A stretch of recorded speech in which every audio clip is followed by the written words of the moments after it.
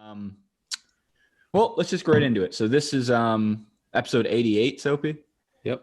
All right, episode 88. That's a good number. Michael Irvin. I was gonna say that's very on the theme of what I just got done doing. What? Oh, Big Coke episode. Yeah. Michael Irvin. Ray Bork, was he 88? 77. 77. Who am I thinking? Is there an 88 on the Bruins? Or in hockey? Eric Lindros, was he 88? Yeah, I think so. It's a great number. Hold on, please. Antoine Walker, briefly, when he came back for the second time around. Yep. Athletes 88. I'm comfortable leaving it at Michael Irvin. I don't have time for this. Lindros, 88. Yeah, great number. A couple of great athletes. So let's get right into it. So we have new friend of the program on, Justin Lang, Jay Lang. At Jay Lang, is that it? No, at Lang Jay Daddy Lang Kane. 20. Yeah, Lang Okay. Daddy Kane is my username, and my my at is Jay Lang 20. Okay, excellent. Well, thanks for stopping by. So you are the host, well, I guess co-host, one half of the How Can This Be podcast, another great show you should follow if you're not already. Agreed. Tell us a little bit about that show. How did that come to be, and what are some of the stuff you guys talk about there? Oh, man. I mean, I listened to you guys' episode with Griff the other day, and I think he described it correctly that Maddie and I are both just really out there. Like, we're just out to lunch completely. So we, we talk about pretty much anything and everything. Just I've always referred to myself as like recovering white trash. So I have kind of a lot of traumatic childhood stories. It's not like super bad, uncomfortable type stuff, but like my grandfather, just to give you some background of what shaped me, Dan and Sophie. My grandfather, kind of a huge dickhead, probably one of the top 5 worst people in the history of my hometown, Newmarket, New Hampshire, right next to UNH. I was about to ask where you're from. Okay. Yeah. So he was one of those guys that had like 11 unused cars in his yard, like one of those type of situations. So that's the type of exactly. My dad was a nudist. So that a little bit of that rubbed off on me, genetically. Lived in a trailer for a stint. So that's kind of what shaped me. So to kind of cope with that, I love to make as many jokes as possible about as many things as possible. And, Maddie and I have known each other since we were in college at UNH. I know we were all there at the same time. And I always thought that she'd be dynamite at something like this because she's out of her mind. I mean, she have no problem with saying that. It's true. We talk about it on the podcast. So, one day I decided mid-quarantine last year to just, finally fire something up and start a podcast. And probably like 7 episodes in, I had Maddie on and I was like, wow, this went really well. And it's kind of like something that not a lot of people do, the platonic male female friendship type thing. And I'm married, she's incredibly single, so it provides like a nice dichotomy between the two, the two viewpoints of me being a chubby suburban dad and her being a bartender, a hot bartender in LA. So it's, and I'm in New Hampshire. So we're pretty much exact opposites. I've been referred to as a hillbilly George Costanza. So I have that going for me. That's kind of, I guess, a little brief synopsis. Each episode is more ridiculous than the last. I'm sure you guys would agree from what you've listened to. So, I was excited that you guys wanted to have me on to chop it up definitely. with you, I think that's actually a pretty similar dynamic to what we have as well. I was about to say. Yeah. It's almost like a spitting image of our show. Very with you being the bartender. Right. The LA bartender. Yeah. For the most part, a pretty platonic relationship. And Soapy being a young, promiscuous bachelor. Me being a married father who is also a white guy who lives in New Hampshire, or excuse me, Maine. Jeez, I almost forgot. And yeah, so it's just kind of natural from there. So I think this will be fun because obviously, like I think we have a lot of similar, interactions and follows on Twitter and stuff like that. Yeah. So I would say, I mean, I think you could argue if you like our show, I think you would like theirs as well, and maybe vice versa. I don't know who the fuck listens to yours and I don't know any. Like that's the other thing. Like we can just talk about like newbie podcasting in general. I have no idea like who listens to our show and like how to get. And I think I heard you guys talk about this too. Like looking at the Spotify analytics, I don't know what any of that means. Like it says we have listeners all over the country in different countries, and I don't know if those are like Russian bots or real people. I don't know. I hope they're real people. I think they're people that like interfered with the election and then like we're looking for a podcast. That's our target market, actually. Election interference. Pretty much. Yeah. I mean, like I look at, like you said, I look at the analytics and I'm like, who the fuck in Indonesia is listening to this podcast? Like, I'd love to know the answer. If he's listening right now, him or her, excuse me, like shout out, appreciate it. Thank you. But yeah, I don't know. I don't know. Whatever time of day they listen when this comes out. Like, none of it like makes any sense. Like it's, it's places that like, I don't know if I know people in the United States. And then it's, we got people listening in Switzerland and Germany and things like that. And I'm like, how did they find this podcast? That's what always puzzles me, Dude, you have that pretty sick cover art, by the way. Did you guys do that, or did you have someone else do that? So one of Maddie's friends does graphic design. So we I like that. We took a picture of she and I from the Caskin flag and outside of Fenway from Cinco de Mayo, like 2015, maybe. Yeah, 2015, I think.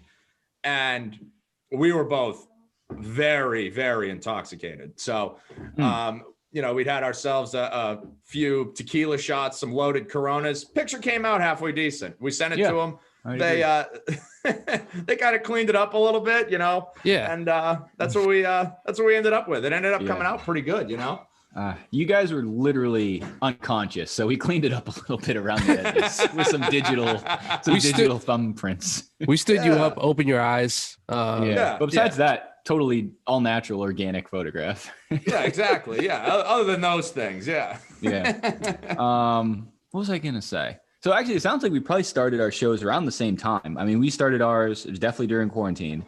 It was right around like when Last Dance was the only real thing going on. Like we've said before, that was like the closest thing to live sports we had at the time. I looked forward to it like a game. Exactly when I started too. It was right around the same time. Thing. Yeah. I miss those days. I hear this question a lot. Like if you go back in time and watch a show, like from beginning to end for the first time, like without any, like the Men in Black, like erase your memory thing, just go back and watch it. I think Last Dance might be up there, like especially the time it was when everyone was inside. There's nothing else to do. Like I looked forward to that, like Sunday Night Football, like when it came out, even probably more so actually. Like it was way more interesting than most of those games. Shout out Chris Collinsworth. No disrespect to him whatsoever, but I didn't do the slide like I said I was gonna do. Now here's a guy. Now let me tell you, Al, it's great to be here. You could find like two creepier analysts to do a football game Sunday night when everyone's pissed about going into work the next morning. And then for a brief glimmer of hope, Big CC just slides in out of nowhere. You know what? Brings us to a new place. What I haven't been able to get past since I heard it is Al Michaels quietly eating his dinner while broadcasting Sunday Night Football. I've been trying to rack my brain and think back. Like, have I ever heard him chewing? Is that a real thing that came out? I never heard. Yeah, like it came out like a year or two ago, and there's something he quietly eats his dinner, and I'm thinking like, what happens if there's first down? Well, Chris, we're gonna take this one. I'm mid chewing my cheesesteak here or whatever he's eating. Like it blew my mind how he was able to not like get away with that, but get away with that without being found out for as long as he had. I think maybe when you put in the time and earn the stripes like him, maybe you can do that. But like Tony Romo isn't even allowed to have like a Skittle while he's doing it. No, he's in. It's like you know, you can't go swimming after you eat without like, what is it, 30 minutes of that's downtime? the standard. Yeah. So I think I've always they impose the same rule for Tony Romo. I agree. I think that's always been an inflated number. 30 minutes sounds like a long time. You think that sounds like a long time? After I eat, yeah, I think so. I agree with that. I will, recently. I mean, I know this is a public like forum. People are going to hear this. Hopefully, not the wrong people. I've eaten and then quickly jumped into the pool soon after, within minutes. And knock on wood. Was it like you would drown, or like what was like the aftermath? You would like get sick? I think it's like a stomach cramp, maybe. Like, okay, that makes sense. Possible thing. I mean, I've eaten in a pool before. There's nothing better than like coming up, gripping a nice wet dog on the side of the pool, just putting it down. I'm wondering if that like negates the whole rule. Like I wasn't out of the pool eating. Now I have to wait. I'm literally eating while swimming. So I think it's like the continuation rule in the NBA. Like it's okay. Yeah. The water condenses the bun. It makes it easier to go down. We see that every year at the Nathan's hot dog eating contest. Very good point. It makes sense. Yeah. Danny Chestnut. Yeah. But Joey Chestnut. I just thought of this. I've never eaten like in the deep end. Like, so I've never really treaded water like while eating. That would be high risk, I think. Yeah. So have you treaded while eating? Not to I know you're not. I know you're a big don't tread on these rights guy, but have you treaded water while eating like a burger or a dog? You asking me or Justin? I'm asking you. Yeah. Oh, I know Justin doesn't have the balls to pull a stunt like that. Or at least I don't admit it on public airwaves. No balls. I definitely don't eat while treading, but I'll just eat underwater for privacy's sake. Move too. That's a good move too. Or sneak a little dog down the snorkel. Yeah. Right into the bread basket. Have you that ever would be a good party trick? Not that, but suck a dog through a snorkel? I'd pay to see it. I was gonna say if you go underwater, have the snorkel just come out through the top, and like chug a beer while you're underwater. Is that possible? Boy, I don't know. know. A lot going on.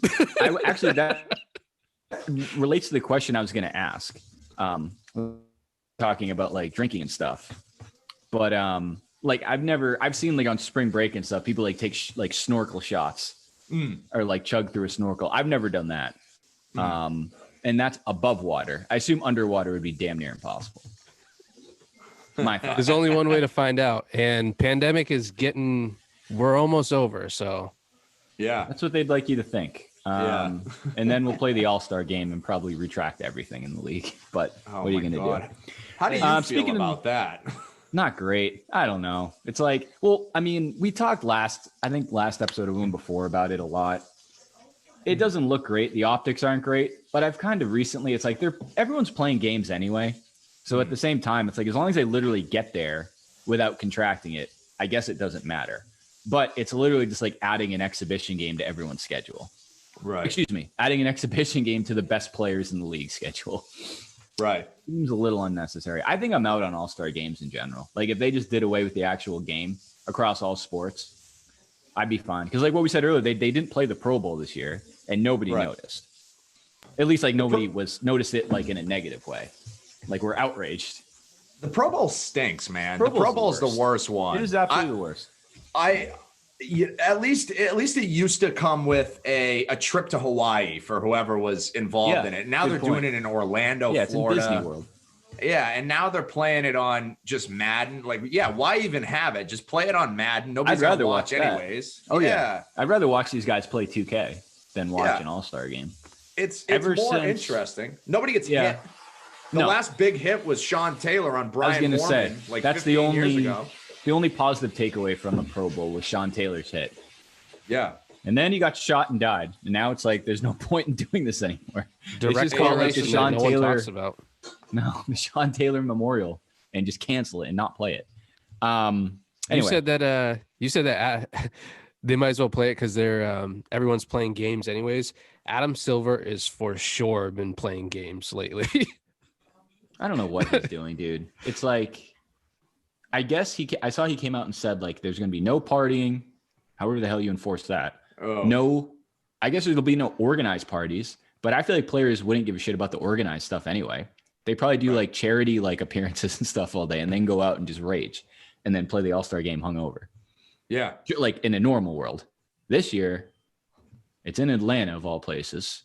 So I don't know. Whatever. It's like at the end of the day, I really don't care. I said this a while ago. I was talking to my wife about it. Like I've officially given up on like just worrying about what other people are doing in the pandemic who aren't going to affect me at all. Like this game happens or like people like doing stuff in Florida and Texas, whatever. I used to see it and be like, oh, that's probably not great optics, but I just don't care. Like it's never going to affect me. So I genuinely don't care. So they won't play the All-Star game.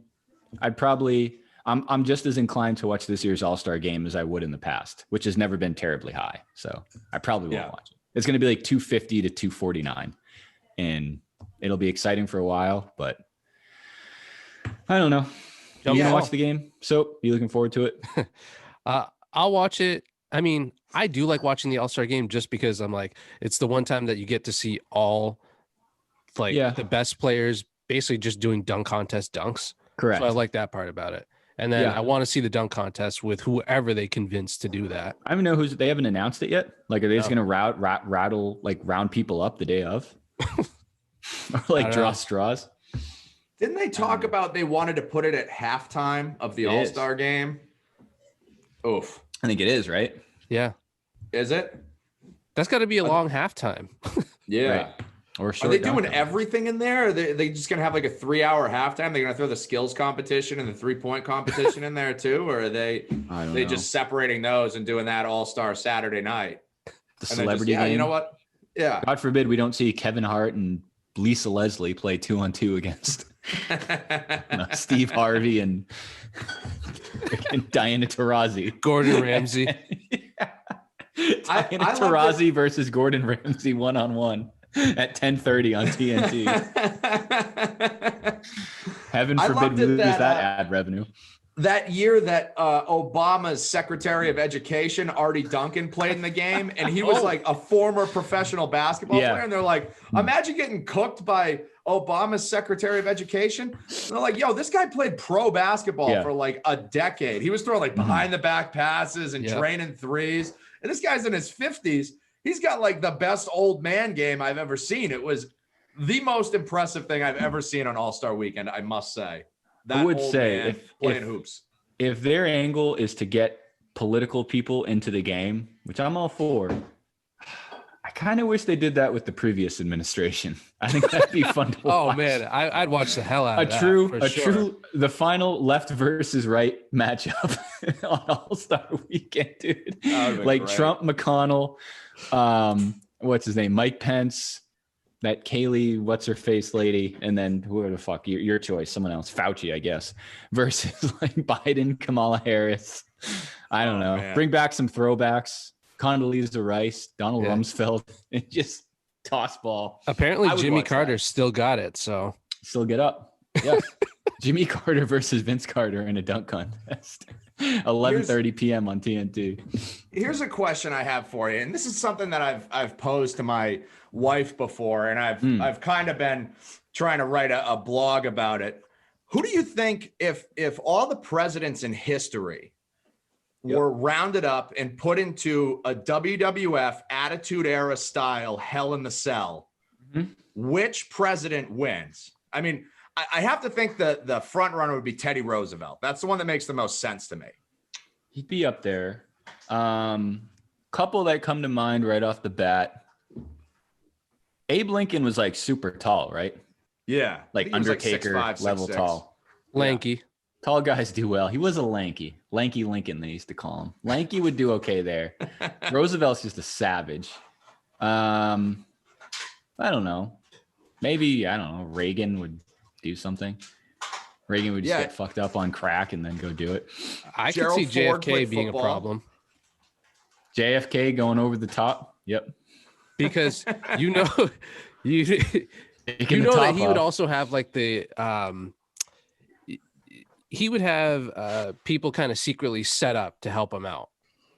Like there'd be some backdoor dealings with JFK for sure. There'd be some controversy, I think. Marilyn Monroe comes out, distracts the wrestlers. or like punches everyone in the balls. Yeah. Whose move was that? China. Yeah. China was notorious for him behind. Never saw it coming. Did you guys play the wrestling video games like on N64? Yeah. I remember specifically they would have like that bell, like that, like a hotel like lobby bell type of noise, like when you would do a low blow on someone. Yeah. Which made no sense. I don't know where that came from, but it's pretty cool. So Yours do you don't mean make like that noise? No, I haven't been to the doctor in a while, so I don't know. Justin? Yeah, they do. Yeah, usually once a week, my wife Your tests it bells for rung. me. Just a nice fucking fist of the balls. Thank you. I think it's a UNH thing. Yeah, Maybe, yeah. Do you mean like everyone in a Hell at the Cell at the same time, or like a Royal Rumble, like every 2 minutes a new prez comes like down the runway? You know, a Royal Rumble would be that. great. I would love to see a Royal Rumble in a Hell in the Cell. Go old school TLC. Yeah, sure, of course. You know, bust out the tables, the ladders, and the chairs. And I have to ask, would JFK get distracted and get taken out by a blow to the head? Is that something that would end up happening? I think so. He would never be prepared for it. Yeah. Just a chair to the head from Lee Harvey coming out of the stands, out from under the ring with a chair. The Big O. The Big O. Darren Ravel would tweet about it the next, the People's Revolver. 80 years later. Have you guys seen the movie JFK with Kevin Costner? It's like 4 hours long. I haven't. Okay. I have, but like I don't know enough about it to talk about it. But I remember I took a journalism class in high school, and it was like a classic like cake, like just this class doesn't matter. It took us, I swear to God, I think 2.5 weeks to finish that movie, because it was like 4 hours and it was like a 45-minute class. And the teacher would never remember where we left off. So we always started like another, like at least like 20 to 25 minutes of what we've already seen. I swear it took like 2 weeks to finish. And then we finished it. And eventually, like halfway through, I was like, all right, I should probably start paying attention. There'll be a quiz or a book report or something. And then it finished. And then we just moved on to the next subject. Like it had nothing to do with journalism or anything. They didn't even do anything with it. No, I've probably seen that movie like a total of like 6 times, but just at very staggered like parts. And I think it was just from that one watch. You watched it 6 times. I think it was pretty good. But I don't know. We'll have to get Kevin Costner on to tell us like some behind the scene details about it. Let's move on to this. So we covered our political segment of the show. Let's talk about the Celtics today. So we're recording this on a Sunday night. Believe it or not, the Celtics played a Sunday afternoon game and didn't outscore the opposing team as the final clock expired. Shocker. I had high hopes about this one. I thought they were going to pull off a Sunday win. They were up 24, I think, in the third quarter. The Jays were playing well, as they always do. The other guys were playing fine. I don't know. I know you're a Celtics guy, Justin. Do you think this is a coaching thing, supporting cast thing? What are your thoughts on the Celtics and their recent underachievements? I don't think it has to do as much with Brad as it does to do with the pieces on the team. Like they're so limited. Yeah. It's tough because, the trades that they did with the Nets, everybody looks at those like, oh, those stunk. They didn't get anything from there, other than Tatum and Brown. Like that seemed to work out for everybody. Mm-hmm. But the rest of these guys, I mean, there's too many like third bananas. They have like a lot of third bananas that aren't like, somebody that they can really build with. They're just all like halfway decent role players and guys that aren't good enough to be playing in the games. They got to shake something up. They really period do. There. Guys that aren't good enough to play in the games. And I thought about this too. I was talking to someone over the weekend. You could probably name 5 or 6 guys who should be playing for the Red Claws right now. But the Red Claws aren't a thing. They aren't playing this year. So it's like we're just wasting roster spots. And I saw over the weekend, Isaiah Thomas had like 20 points in his Team USA game. It's like this guy could be on the team. Actually, a lot of players could be on this team. But they're just wasting so many fucking roster spots. Like Jeff Teague, Grant Williams, Romeo Lang. Like these guys don't deserve NBA roster spots. And they have one because it's not as easy. You can't just delegate someone down to G League anymore. You have to fire them pretty much. And it's like, I think that's hurting them. And it's like you said earlier, there's players who aren't good enough to be in the game. When your first guys off the bench are like Grant Williams, and I know Peyton Pritchard's been fine, but he's still not a championship level 6 man off the bench. I don't think he's 20 years old. There's just a lot. And it's tough because we've talked about this before. It's like Jason Tatum and Jaylen Brown are very good and very young. And I don't expect them to put up with this shit for much longer when it's time for contract negotiation time. If the Lakers want them, if the Brooklyn wants them, if there's way more desirable places to play a winter sport than Boston, first of all, like just based on location. So I don't know. And I do think coaching is a little bit. It's like, I think blowing multiple double-digit leads, 20-point leads in the second half is telling. Yeah, that's fair. Yeah, I just, like you said, I don't know why Jeff Teague's still around. They aren't even playing him anymore. It doesn't make any sense. I don't understand. Just offer somebody a second rounder. Who's got the lowest payroll in the league right now? I don't have any idea off the top of my head. Just send him there. Hey, take a second rounder. Take Jeff Teague. Whatever. Be done with him. Like, he's not even playing. Everybody wanted the second rounder. Just take Jeff Teague and we'll watch. No, that's what I mean. Huh? I don't think so. I don't think Teague got in. Did he? I don't think he did either, and he wasn't injured. No. Yeah. He was a straight fat DNP. Coach's decision. Just DNP CDs across the board. It doesn't make any sense. Like, and last year, everybody wanted to bitch about Wanamaker and Cantor. It's like, all right, you're paying Enes Kanter $5 million. Like, for a backup center in 2020, that's a reasonable amount of money. You're not going to get prime Shaq, but for $5 million, you could get a hell of a lot worse players. I mean, there are guys that don't even play minutes that are getting $16, $17 million a year off that cap spike from a couple of years back. Yeah. And Wanamaker obviously has proven way more successul than Jeff Teague playing for the Celtics. Correct. I mean, I would take Wanamaker back right now in a heartbeat. I would take Enes Kanter in a heartbeat. I would take Enes Kanter over. I don't know. Would you take Kanter over Thompson right now? Did you see what Zion did to Tristan at the end of the game? Dude, Zion's a problem. Oh my God. Later. This is probably the first real game I've watched Zion play like from beginning to end. I've seen him like on a couple national games, but he can very much play. Like, and the big narrative around him was, he's got that baby weight on him. I think he looks perfectly fine. His spin move, like from the elbow down to the post, is filthy. He literally spins through, like, he doesn't spin around people. He'll spin through people and then just knock Tristan Thompson on his butt. Yeah, who would want to get in the way of that? Like elbows aside. Right. It's like we have Daniel Tice and Tristan Thompson watching this like Volkswagen come down the lane, and it's like, what do you expect to happen? I don't know. He played very well. That's like that team stinks. Like they're I think they're like 5 or 6 games under 500, and they looked much better than Boston. Like better ball movement, better 3-point shooting for the most part. Also, JJ Redick got ejected with like 10 minutes in the fourth quarter, questionable ejection, but he wasn't there down the stretch. He's a sharpshooter that definitely would have hurt us. Ingram looked great. Who else was in the game for them? Josh Hart was okay. I kind of forgot he was there.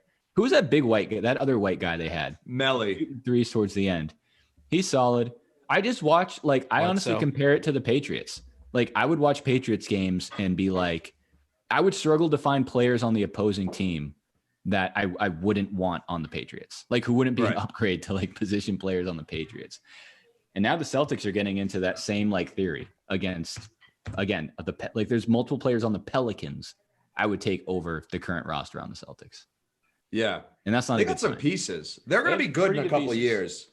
They got some pieces. I mean, Zion's built like an all-pro defensive end. Yeah. I mean, he's only going to get better. Yeah. Mm-hmm. I mean, Brandon Ingram looks great. Yep. I mean, if they bring back Lonzo Ball, I'm sure he'll be serviceable. Oh, that was the other guy, Lonzo. Yeah, I think Lonzo's that's like the benchmark, like serviceable players. I think Jeff Teague is not a serviceable player in the NBA right now. No. I would trade Jeff Teague for a day off right now. He's that bad. 8 hours of PTO for Jeff Teague. Jesus, yeah. Like if I didn't have to go to work tomorrow, I would give my boss Jeff Teague. I would go and find him and drive him to my office. Take him. He can use money for the day. Put him on the phones. He's well spoken. He can build rapport. I'm going to take the day off and spend some time with my family. Yeah. Here's Jeff Teague. I don't know. Jesus. He's had a lot of experience with this. He's had a lot of experience. He was on the Hawks, I think. I don't know. He's a good guy. Just get to know him. Any takeaways from you, Soap, on this afternoon's debacle? Pretty much the same thing. The drop off from player 4 to like player 5 on the Celtics is just so drastic. I don't understand how you can win with that. Like I was saying, I think the 5 best players on the Celtics are the Jays, Kemba, Marcus, and honestly, I think Pritchard is serviceable enough that I think that he's going to be. I think he will be the type of role player that this team would need. Yeah, and a pro basketball player should be. But after that, I'm not sure who from 6 through 15 is number 6 because they're really all number 15. Who would watch a game and make a phone call to aggressively acquire Grant Williams or like Tristan Thompson or the Maine Red Claws? Seriously, dude, the Toledo Mudhawks or whatever they are. And even who was I just thinking of? The only one I see promise, but it's so inconsistent, is Robert Williams. Just because he's an athletic freak. Yeah, but he's also dumb as rocks, and it just those things don't really line up. Like I think he played well today. Like he had moments, but he's the only one I would be hesitant to put in a deal for a decent player. Anyone else? Because he's shown flashes. Yeah. Anyone else, I genuinely don't care. Like I would trade all those guys to play with 8 players if it got us like I don't know who's even available anymore. Like Andre Drummond, is he the most promising name that's out there right now? Blake? Yeah, I think so. Like we're gonna trade. I'll put it this way: I'd rather trade players than picks all day. Because I know for a fact it's going to be very hard to draft players worse than some of these guys on the roster who are also going to be much younger. I mean, if we got like a washed up Blake Griffin for Grant Williams and fucking, I don't know, Romeo Langford and some other young stud they want, I'd do it in a heartbeat. And I've said this too before. This is always an asterisk on any trade I mention in any league. If there's any way to involve N'Keal Harry, I would do that as well. Whether it's football, basketball, PTO hours. Like when the Deshaun Watson trade rumors came out, it's like I would put in fine small print at the end. You also have to take N'Keal Harry with whatever you're asking for. Oh, yeah. He is not a serviceable professional football player, but I digress. I've said that. Like what the hell happened with him? I mean, he not a big N'Keal Harry guy. I just like not a big more penalty yards than receiving yards in your like he's a big, strong possession receiver who just can't fucking figure it out. He's a cliche, like let's target him and move the chains guy who just doesn't do any of those things. So call me crazy. I don't know. I don't like it. He can't get open, first of all. No. He never creates separation, which is crazy for a guy of his size and stature. I've said that too. It's like I feel like I know we've talked about this before, and I'm not a huge Cam Newton guy. I thought he stunk.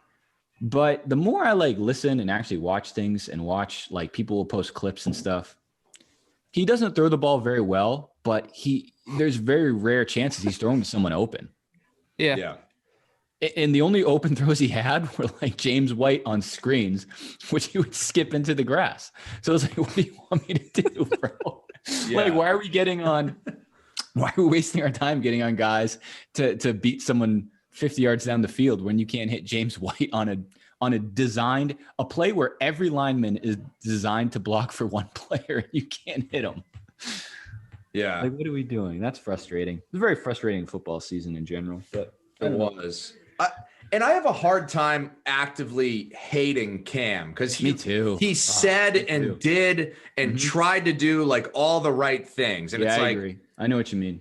You know, he bought into what they wanted to do. He just injuries and time off has sapped him of like everything. Yeah, I agree. I feel bad for the guy almost, but I'm not actively sitting there. Like if we had Andy Dalton and Andy Dalton's throwing an interception every 4 fucking passes. And I'm like, fucking Andy Dalton, Jesus Christ, you know, with Cam, I'm like, Maybe I'm kind of an apologist. It's tough, but like, yeah, it is. I agree. He needs somebody better, but you know, who? I don't know. All things considered, it actually is kind of impressive that he had a decent chemistry with Demir Bird and Jacoby Myers, which you wouldn't think that you'd be able to say that about Cam with anyone last season, but I feel like he did a decent job with those two guys. Like those are the two guys that I want back for the receiving core. Yeah. And it's them, Nick Folk, Jake Bailey that I want back. Is Edelman under contract? Yeah. I think he is. Yeah. Okay. Got another year left, I think. Yeah. I mean, I guess he's pretty reasonably priced too, I think. He wants to get to Tampa Bay so bad. I know. Yeah. So he's on the phone with his agent daily trying to get out of his contract. I don't care how close of friends you are with someone. Like, I can't think of another situation where a guy from a different team, even if you've played with him and even if you're best friends, a guy from a different team wins a Super Bowl and then you go on Instagram and like congratulate him and like all these celebratory posts of that guy in that other team's uniform. And I was like, that's an interesting move. I can't imagine Belichick was too pleased about that. No, I don't think so at all. But it's like, it's fair though. It's like you watch it would be different if Gronk didn't go. And more different if Gronk wasn't a contributor in the Super Bowl. Like you watch Tommy Gronk rightfully celebrate a Super Bowl. If it wasn't for their cell phones having bad reception, that transaction would have never happened. Shout out T-Mobile. I agree. Like Edelman was probably sitting in his apartment in Boston during a snowstorm, watching Tom Brady and Gronk get hammered in Tampa, Florida, on a boat, like celebrating a Super Bowl. Like if that's not like, motivation to get the hell out of New England, I don't know what is. Because that's the other thing. It's like, and you can say, I think you might unfortunately be able to say this about the Celtics soon too, especially if Tatum or Brown end up leaving. Like the Patriots are not a desirable place to go anymore. That's why I think, especially if they strike out this offseason, I think there's a huge offseason just to keep that narrative good. They have to do something, because if they strike out this offseason, nobody wants to go there. And then they go like 8-8 or even like 9-7 next year. That's not enough. Like no one is coming to New England to come to New England.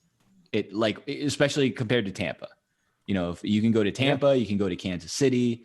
If the Rams stay good, you can go to Los Angeles. Like who are the other contenders? Like there's people who want JJ Watt said I'd like to go to Cleveland. Like imagine that 5 years ago. Like if put it this way, if JJ Watt was released 5 years ago, he would be in New England the next morning. Like that is the ultimate cliche Patriots.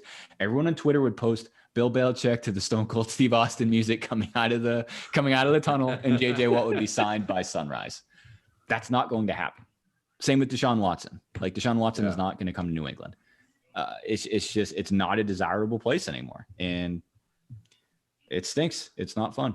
I think they're going to be an average team for a little bit unless they do something this offseason. It's crazy to think that the sentence, I'd like to go play for the Cleveland Browns, is something that a halfway decent NFL player is uttering in 2021. Dude, look, like they have cool players. Like they have, like, whether you like him or not, like Odell Beckham is a cool player. I think Baker Mayfield's considered a cool guy. Jarvis Landry, Miles Garrett, like they have good, cool players there. I don't think JJ Watt's cool now that I think about it. But if he wants to go to Cleveland, like whatever.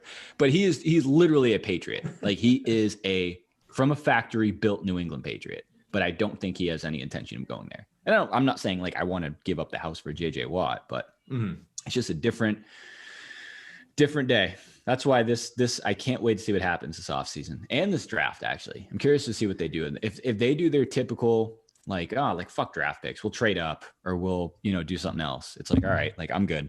Like this is not a team who's interested in winning. This is a team who's interested in protecting like Bill Belichick's narrative he's created over the last 20 years. Belichick is the type that would, like, if he somehow figured out a way to get from 15 to like the top pick, like number 1 overall, he'd then take the number 1 overall and flip it for like 13 6-round picks.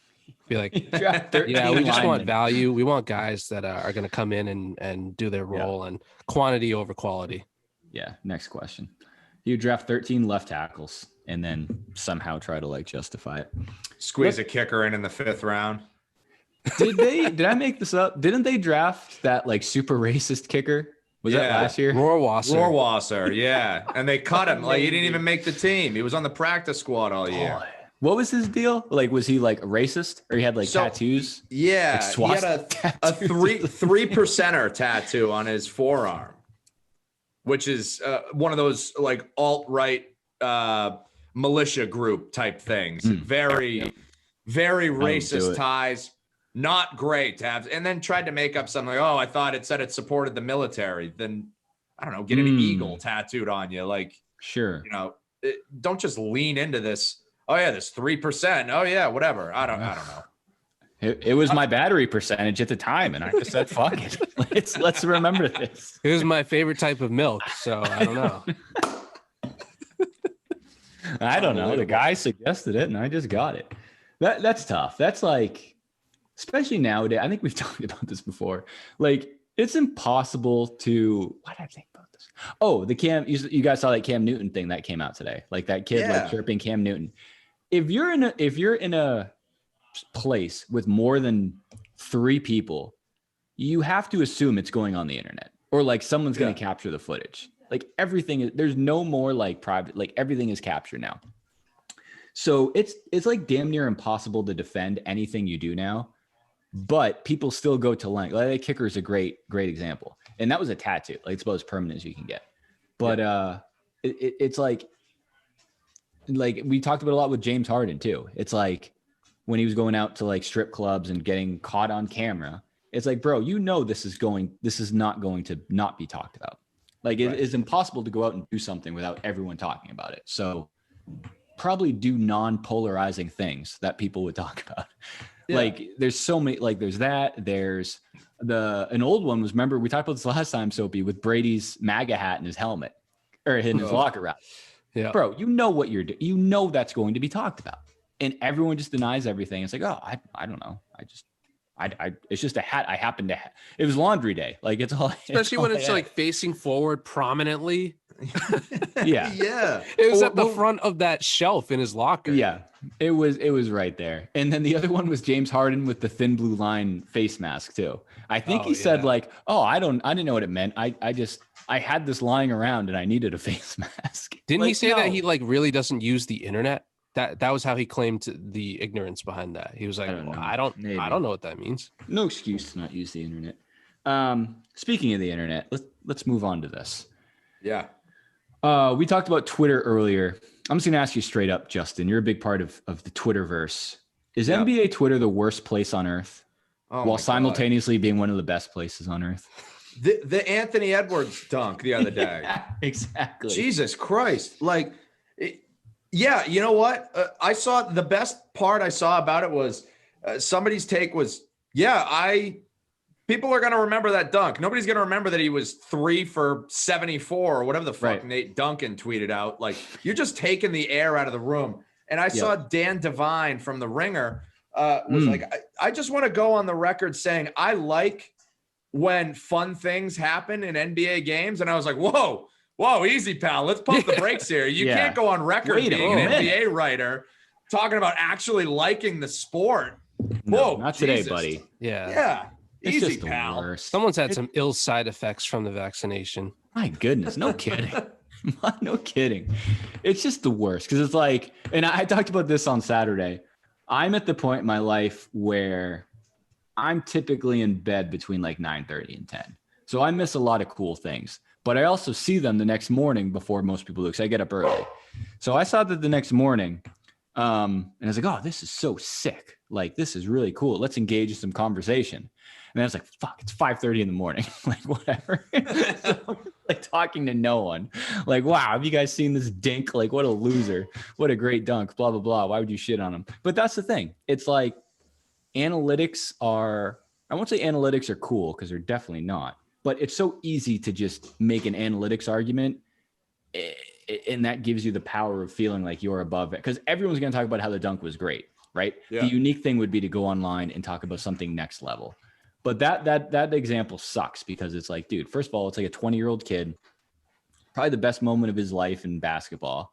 And you have to go home and read shit like that. And one of the best parts too, I noticed in the clip, if you notice, he does the dunk, But then like he runs back and immediately goes to look at like the Jumbotron to like watch it again and is like hyped for it too. Cause I'm thinking like in the moment, you probably don't realize like how dirty that was until you go back and watch it on the Titantron. Yeah. Dude. Poor guy. And that's part of what my problem is with a lot of these dudes that cover the sports. It's the worst in the NBA and in baseball. The baseball media is the most insufferable group of people I've ever met. And they're like, oh, baseball, not as fun as it used to be. It's like, yo, man, are you watching the same sport? There are fun players to watch. There's Mookie Betts, Fernando Tatis Jr., Mike Trout. There are fun people to watch on every single team except the Boston Red Sox right now. Correct. And these people are like, oh, baseball stinks, yada, yada, yada. And basketball is the same way. Everybody that calls an NBA game hates the sport. Yes. I like it. I genuinely Jeff like Van Gundy basketball. and Mark Jackson, come on. Yeah. I don't know. Yeah, baseball's tough because it's either like those people like you're talking about or like, I don't know, like Peter Gammons and like these 80-year-old guys who probably started following baseball before black people were allowed to play and like still think that's like how baseball is. And it's like, I think saying like what's the term? Like baseball, not like old timers, but like purists. Yeah. It's a nice, I think it's like a cleaner way of saying I miss the old days when we had rules here. The complexion used to be a little lighter around these parts. About who could lace up the cleats and play 9. It's a nice PR way of saying, yeah, I'm a baseball purist, but my home run champ is Babe Ruth and always will be. I think the worst part about the Anthony Edwards dunk is what Morse just said about like they then showed him looking up at the replay, and it's like, do you guys realize that Anthony Edwards is about to be a very cool personality in this game? Even as a rookie, he's like had some hilarious interviews. You don't often see guys do that where they look up at the board like, damn, that was sick what I just did. Yep. And it's like, you're gonna shut that down the way that baseball hates bat flippers. Yeah. Like you're gonna turn down the fun.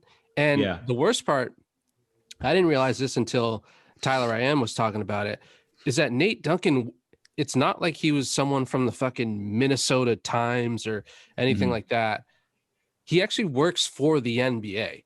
He's not just like an ESPN guy or a local guy. Yeah. He's actually a league employee. And I'm like, dude, don't you want to promote the game instead of sounding like a stuffy ass nerd about this?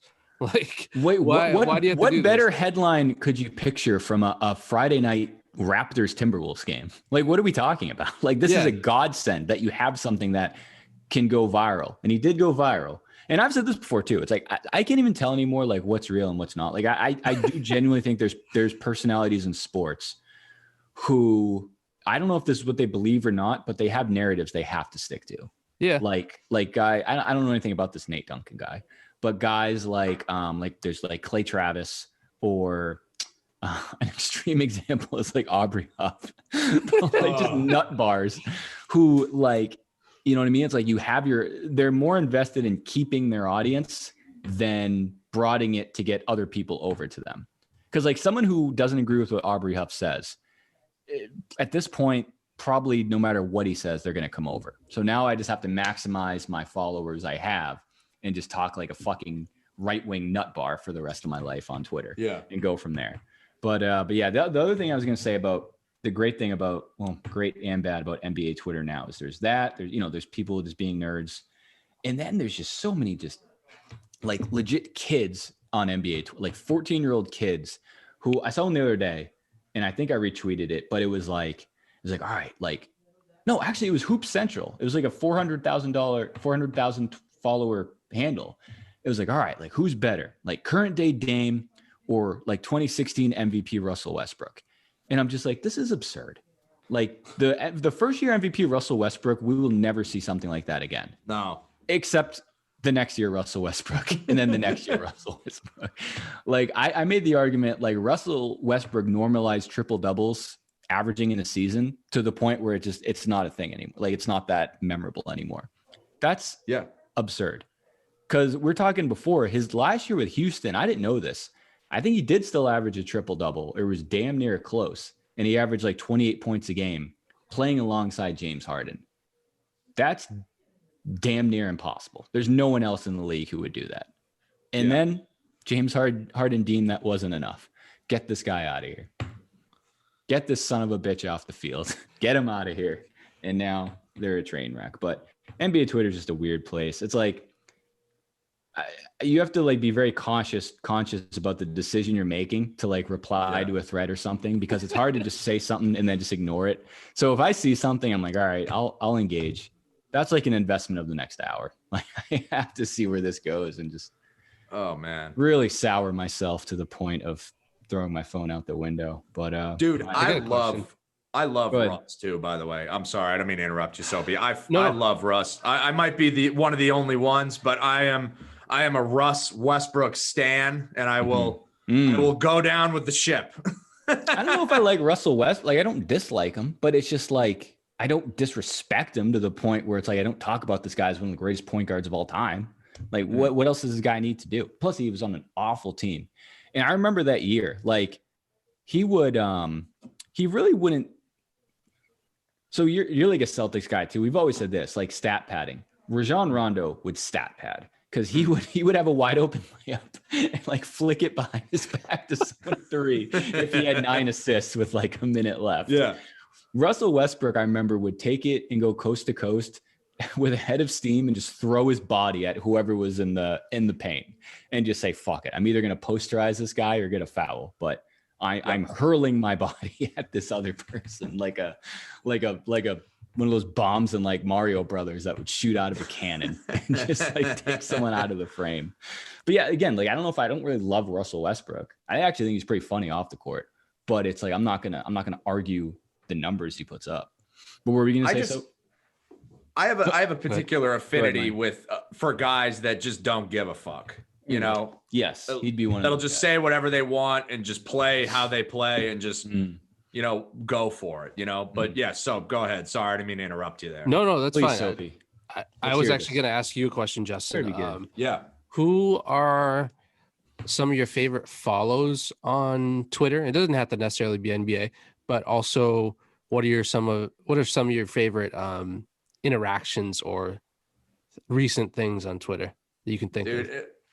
Literally, I think appointment viewing on Twitter is anything that Trilly tweets about. Just like that's how I found you guys, you know, that's how we kind of became connected. Cause we're, you know, similar kindred spirits. We followed the same people, you know, and I like to, when I do work around the house and stuff, I like to, you know, listen to pods like you guys have. I loved fucking mixtape.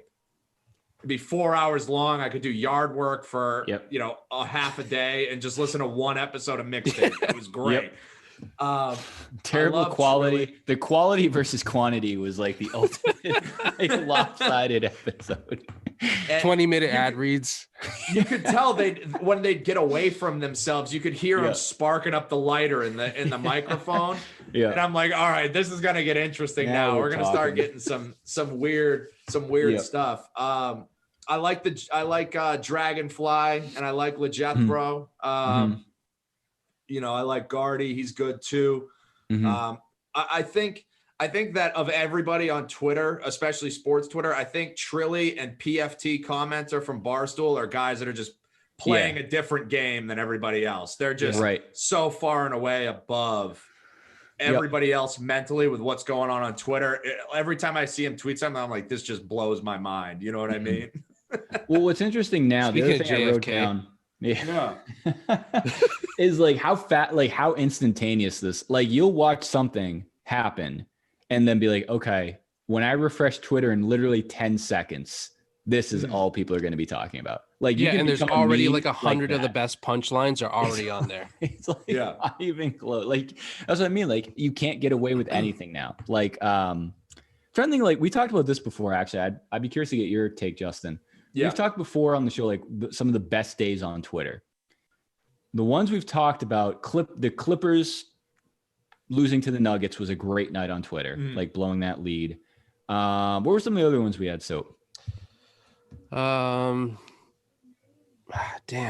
The protest in the bubble was a big night. Oh, any of the More Last so Dance serious. nights. Oh, I don't know if we Dance said nights were that, must-watch. but any of those were good. That's the thing. Like, I would watch it live on Sunday, but I'd be so distracted by following it on Twitter too. I really wouldn't get it till I watched it again, like the next day or something. But yeah, those were great. And then, what was I gonna say? I'd make the argument January 6th was an interesting day on Twitter. I was about to say the exact same thing, dude. That was a good one. We're all in agreement like, there. The way I don't know like what this says about my algorithm, but it would be like someone like shitting on like these like, you know, hillbilly like loser guys in the Capitol. And then what's that guy on CNN? The political Woj people call him. Dan Davis or something. You know what I mean? Like the fact checker guy. Daniel Dale. Daniel Dale. Yeah. That was like some super serious like tweet. And then it'd be someone else like, yo, these motherfuckers are in the building. And there'd already be photoshopped memes of that guy like holding the podium like 5 seconds after. And it's like, dude, like how do you think about these punchlines? And then how do you like put that together so quickly? It's crazy. That was Twitter has the most clever people out of any of the social media. That's why I think it's number one. There's got to be people there holding their phone. And we asked who we talking to. I think it was Josiah Johnson, another good Twitter follower. Another great one. Yeah. I was like, dude, you have some repeat memes, not repeat memes, but like certain movies and events you meme. Like, do you just have these clips ready to go waiting for the moment, or like the moment happens and you go through your Rolodex of like go-tos and pick one to use? And I think he's like, at this point, it's just like, I see something, I know it's funny, and I have like such a big Rolodex. I was like, yo, that event will look hilarious with this clip. And I just do it. And there's people like that, clearly, because it's literally you refresh and it's like 5-10 seconds, all these heaters come out. So like I said, it can be a terrible place. It can also be a very entertaining place, depending on the situation. It's incredible. Just overall. Justin, are you a fan of when PFT commentator does the "How are you getting ready for your NFL Sunday"? Oh my god! I think that's so hilarious. It's one of my favorite things. One of my favorite things. When he before the NFC Championship game, I think this is my favorite one I've seen in a while, and I'm probably gonna butcher it, but he said, "How are you getting ready for NFL Sunday? I'm calling Matt LaFleur and telling him to use all of his timeouts in the first half because the best way to stop blitzing Arians is with a Stalin offense." Whatever. And I was like, oh my God. Dude, what a tweet. Good. I was like I said earlier, I was like George Costanza, like, all right, I'll see you later. Yeah, you've been great. This can't get any better than it was today. I'll see you. And I, just put my phone down for a few hours, just dumbfounded at what happened. You know what I mean? I thought that was such a good joke. So well crafted. Not a lot of people make a lot of World War II Battle of the Bulge jokes, and I really appreciate that. So huge fan. I just looked up his Super Bowl Sunday one. How are you getting ready for NFL Sunday? I'm selling Bruce Arians some dollar store Van Gogh prints because if you want to raise a banner, you better be willing to pay at least $1 an ear. Oh man, I don't know. I've been meaning to. My response was actually a JFK one. What'd you say? Oh God. I said, I'm sending the Janet Jackson halftime performance / Ravel's JFK tweets to Antonio Brown to keep him abreast of today's game plan, taking the top off the defense. Ooh, a double hitter. That was a great night, Janet Jackson. Well done, so well done, man. Dude, PFT though is like every, like you said, I think him and Trill would have been a good pairing also as a podcast, but like every time they tweet, it's like crack of the bat. It's out of here. Yep. I have a conspiracy theory I'd like to bring to the front. Oh, please. While we're here. I know we're running up on time. Daddy, hit me. What do you got? So actually you might appreciate this one too, Justin. So my son, how old is your son? He'll be 15 months in March. So okay, cool. So he's a little older than mine. Mine's turning 2 in April. Younger. Mine's younger. Correct. So Yeah. Yeah. And there's our math portion of the show. So my son is slightly older. He'll be turning 2 years in April. He goes on kicks of like what he likes to watch for like TV shows. Like he doesn't really watch shows, but like he recognizes the characters and stuff like that. So he was on a Barney binge for a while. Like it was like must watch television in the morning. Yep. There was an episode. Barney's a weird show. Barney will like, some shows will be so like goofy and like over the top, like, you know, they're like going to like Mars or something. And then there's one when they took a trip back and visited Beethoven, the pianist, from whatever century, some hundreds of years ago.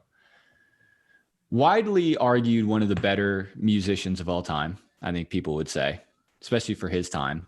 But he was also deaf. No Grammys. No, not that I've seen. He was making music against plumbers, guys. I mean, what are we talking about here? There we go. There's music Twitter for you. Yeah, I'm just going to get right to it. I'm not buying that the greatest pianist of all time was deaf and never heard his music. I'm not buying that. He was so good at what he did. He didn't need to hear. He's never heard sounds, but he knew how to play piano. Have you guys heard Beethoven's 19th Symphony? It holds up to this day. Like, maybe once or twice. Yeah, it's a good song. I don't think Beethoven was deaf. I think it was something that was circulated through the convo, through the press, and I think it just adds to his. It's like an odd flex, like to just put out there to better increase your clout. Yeah, you know, Mario. I don't think this guy great. This guy was deaf. And I don't believe he was deaf. I'm sorry. Do you have a favorite verse of the 19th Symphony, either of you guys? Or a favorite Beethoven feature, perhaps? Was he on no. Beethoven featuring Future, something like that? Is that what you're talking about? He wasn't on no. Was Beethoven on No Shady Ceilings LP or Marshall Mathers LP? No, I wasn't on No Ceilings. That was No Hearings. Yeah. If you remember, Watch the Throne was originally supposed to be Kanye, Jay-Z, and Beethoven, and then Beethoven opted out at the last second to do a his own feature or some bullshit like that. Typical diva. Did it collab with J-Rock or something? Yeah. Do you guys have any go-to things that you just don't believe are real? Like I don't believe that's real. I struggle to believe dinosaurs are real. What else? I think I said this on Twitter. Listen to you guys' recent episode. What were you guys talking about? Sasquatch, right? Sasquatches. Like, I am a big believer that everything is like possible, or like not in the sense of like Beethoven being deaf. Like things are. You can't tell me there's a thing that exists that doesn't exist, because I believe it does somewhere in the world, everywhere. It's just too vast of a playing field to say, no, I don't think that thing exists. Or even worse, I don't think it ever could exist. 100%, man. Like it's just crazy. We talk about this a lot on our pod, Maddie and I. Maddie's huge into simulation theory. She thinks that we're literally living in a Sims game. And probably. That's her big conspiracy. And she's also big on the Sasquatch. And it's like, here's the thing with that. There's so much of the world that's nobody just goes to. Mm-hmm. You know, like you see these maps and stuff on Twitter. I've started following map Twitter. I'm a big map Twitter guy now. It's like, oh, most of the population of Australia lives in this region or whatever. And then it's like, okay, well, what's going on in like the other 96% of the country? Like, why couldn't a bunch of Sasquatches be living there? Yeah, that one's not even that outrageous. Like, what is Sasquatch? Isn't it just a large... It's a big fuzzy person? Ape man. Yeah, basically. Yeah. There's no way that doesn't exist. Maybe even multiple of them. I don't know. Yeah. They could be all over the place. I'm sure there's not a lot of people roaming around Siberia recreationally. Mm-hmm. You know, there's probably just families of Yetis stationed there. Yeah. I don't know. Just outside the gulags. Yeah. You know, I've always said one of my favorite lines in any film is from the Santa Claus when Charlie is talking to Neil. And Neil is trying to talk to this little boy about Santa Claus not being real. Again, I don't know if I believe that. But he's like, have you ever seen $1 million? And he's like, no. He's like, just because you haven't seen it doesn't mean it's not real. Like, I believe $1 million exists. I've never seen it. Yeah. Whoa. See if this episode takes off. Hopefully they'll get us closer to that point. But I don't know. I just think there's a lot of like, there's so many like weird things you wouldn't even think of that are out there. Why would I discredit something that someone else said they've seen? And even like, that's when it gets really annoying, like with like aliens and stuff. Like whole towns will come out and say, yes, we literally saw this. Here's exactly what happened. And people are like, no, I don't believe you. I've never seen that. That sounds crazy. So I don't think it's true. No, I got one thing I think I have no there's no chance it exists. Yeah. No chance. God. Let's hear it. Whoa. For the audio listeners, all I did was point upwards. Wow. I don't want to go into that. No, my real take is Still be the big A pre-app. Go ahead, you little atheist. My goodness. On a Sunday of all days. Go ahead. The Lord's Day. Shakespeare, like supposedly writing all the shit that he wrote, and that it wasn't hundreds of people that like contributed together to write those things. Shakespeare's a fraud. I'm with you, buddy. That guy is a fraud. Like that may be the original conspiracy theory, I think. Wait, say it again. You think Shakespeare had some help? Yeah, and I think that like, don't a lot of people argue? I'm not the most literary person, but don't a lot of people argue that he's not even responsible for those works, and he might not even be a real person, period? Oh boy, wow. That's different. I think I've seen that, and that like probably that really was just the work of a bunch of people. Well, he's just like an amalgam of like several different writers. That'd be an way aggregator. Cooler than, he's like, wow. He's like that'd your be favorite way cooler Twitter than account. the actual story. If Shakespeare was just like this guy that everyone like talked themselves into believing. Well, I mean, you got to think people use ghostwriters all the time. Right. Yeah, but somebody actually wrote it. Like that's a real person. You're saying, Soapy, that Shakespeare wasn't a real person. Right. Probably and that actually wrong, leads back to my original take about. Yeah, I know. Because I didn't want to go there. I know. I haven't met him personally. All the accounts are just like written by mortals like us. So like as told by so-and-so. Yeah, like what is there a forward by him? Forward by Jesus Christ. I haven't read any of those things. I haven't read the autobiography. Justin, I'm just kidding, in case. Okay. Doesn't bother me at all. No, Justin was conceived via immaculate conception. My brother's the religious one of the two of us, so I got no problem with that. He used to like say things to me about like people couldn't have a direct relationship with God, so they had to go through Jesus and whatnot. I was like, oh, so Jesus is just kind of like middle management then. Yeah, he's middle management. he's Bill Lumberg, assistant to the regional manager. Yeah. All right. Well, I assume at this point we're canceled. So let's wrap this up. The other real quick. I had. Yeah, go ahead. Have you guys heard the term Sky Daddy? No, I don't know. That's a nickname for him. Oh, no, I haven't heard that one. Sorry. I do have one conspiracy that I always go to, and that's okay. Yes, I want to hear from the expert. I've really found these two things. It's two things. One, the whole story of Helen Keller. I just what a blind, fraud. Deaf, mute, learning how to like talk, read, and whatever. I just don't understand it. It just I don't know if it's something I can't wrap my brain around or what, but that's just like, that's one that's always confused me. The other one is how Wilt Chamberlain can sleep with 20,000 women and have 0 children, unless he had a vasectomy or he was just like the 57-time pull-out champion of the world. Or the 20,000 number is fake. That's crazy.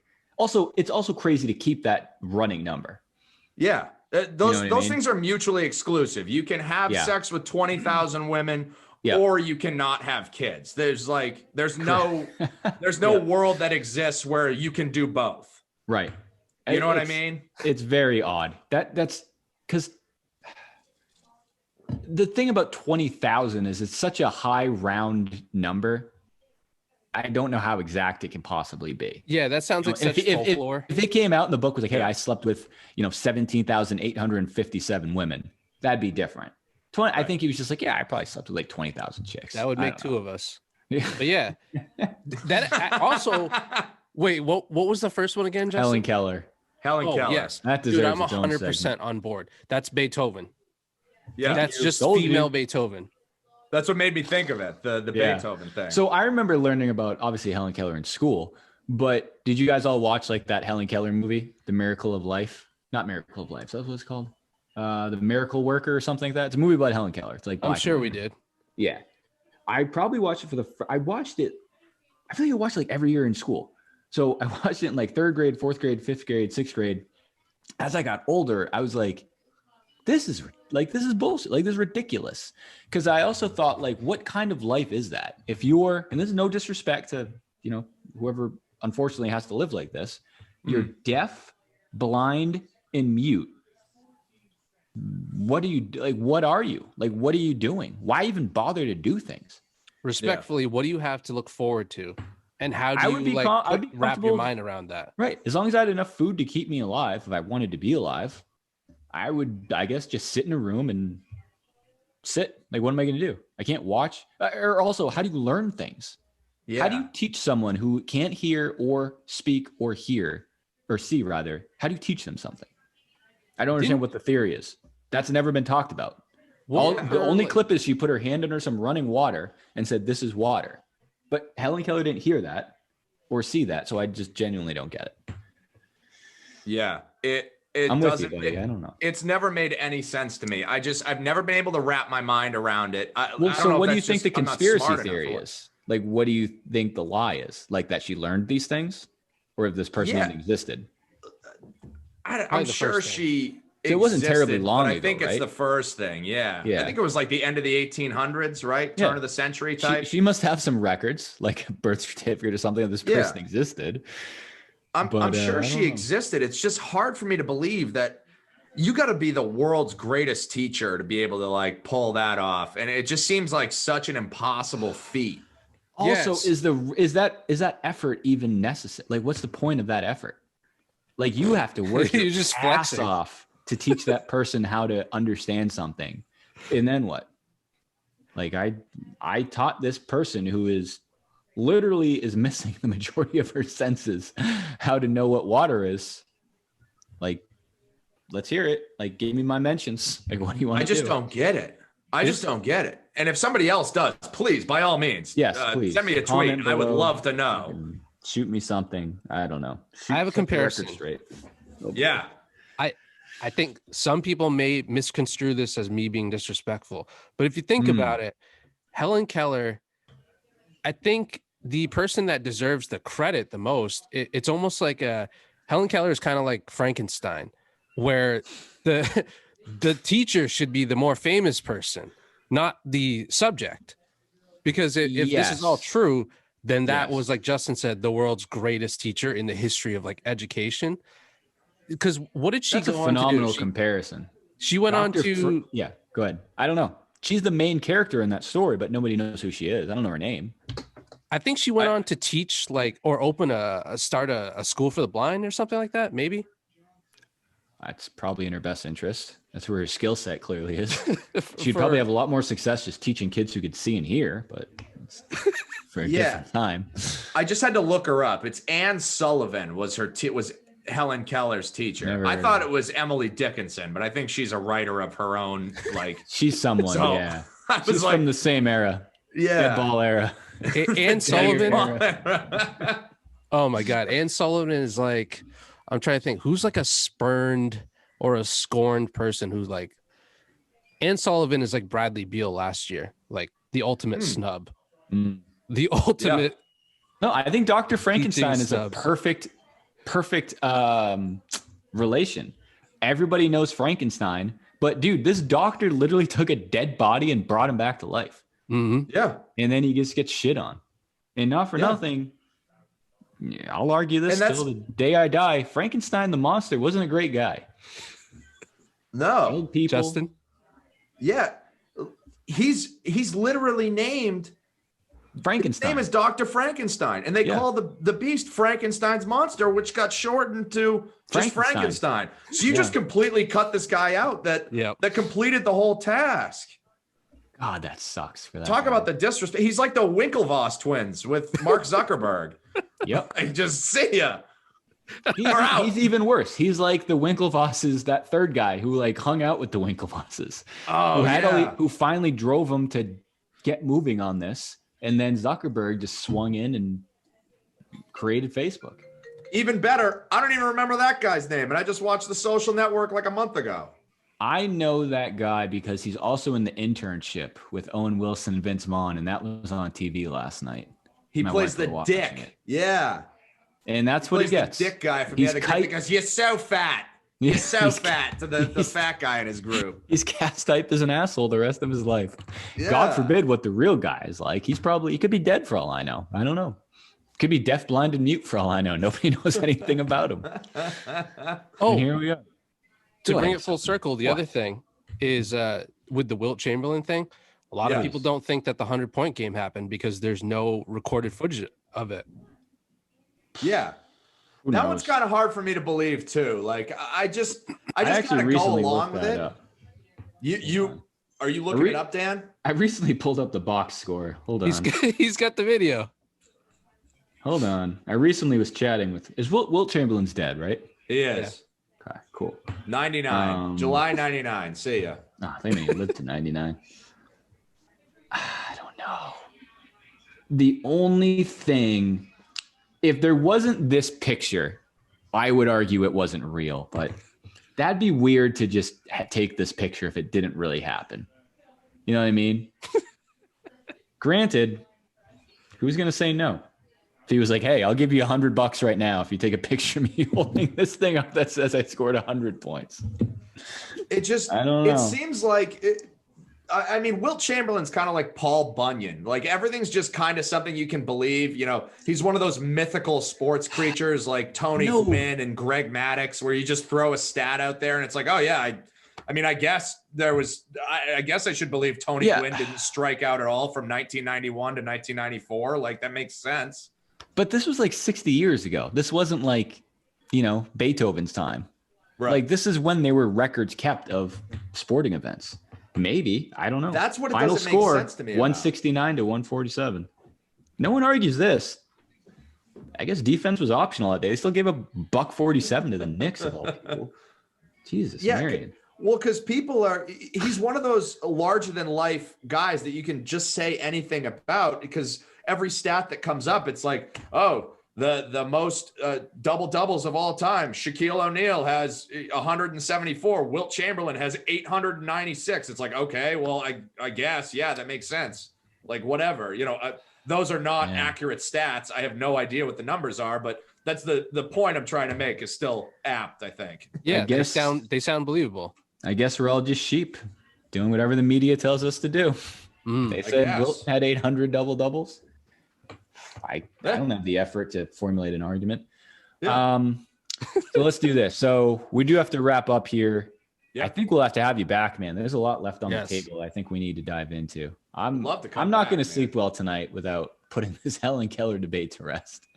Yeah. So we'll put that on the back burner. Before we let you go, man, where's the best place for people to find you in your podcast and everything online?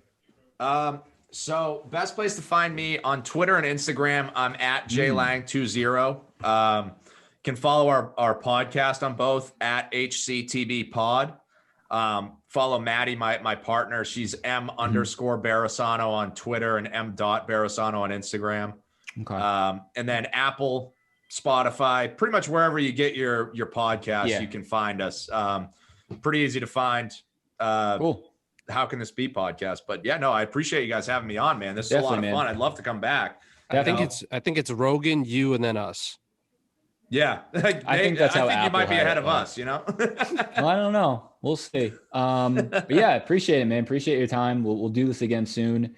And we'll see you guys next time. Peace.